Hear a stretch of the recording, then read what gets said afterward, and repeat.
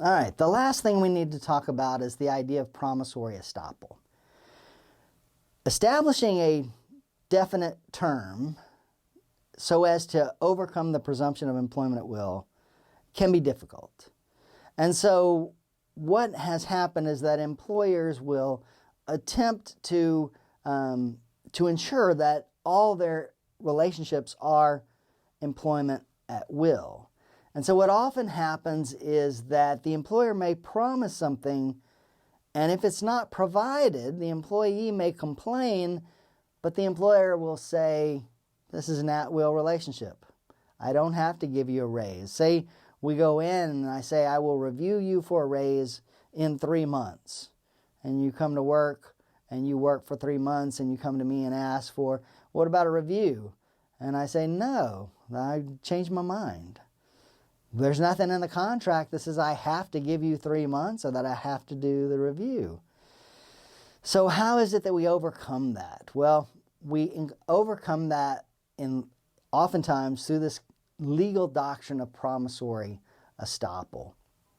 And promissory estoppel is a legal term. It's a big term, but what it really means is that sometimes if you act based on a promise, that's going to put a burden on the promisor to follow through on the promise. And so courts like this idea of promissory estoppel because it provides some protection to the employee.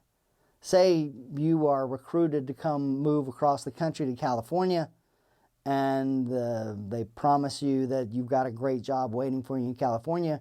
And so you sell off all of your possessions in Oklahoma and you take the long drive out to California and you show up on the first day and the employer says, I'm sorry, we changed our mind. Well, the employment at will doctrine says, hey, you don't have any choice. They could fire you for any reason. That unless you specified a definite term, then, 1 day is enough to fire you.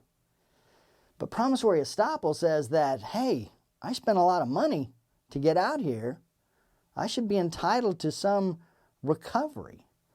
In order to establish promissory estoppel, you have to require a showing of detrimental reliance, meaning you relied on the promise to your detriment.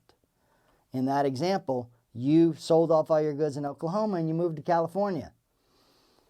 Even though there's no contract for a specified term, you may say that, look, I only did this because I relied on the promise made by the employer.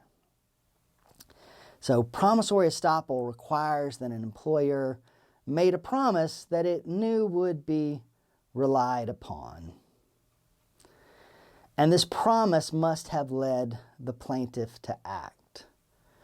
So promissory estoppel doesn't come up a lot, but it is sort of an exception to employment at will.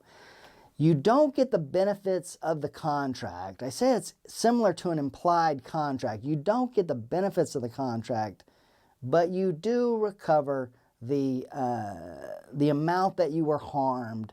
So in our example, the amount that you spent moving to California or the loss you took on the goods you sold in Oklahoma, that may be recoverable.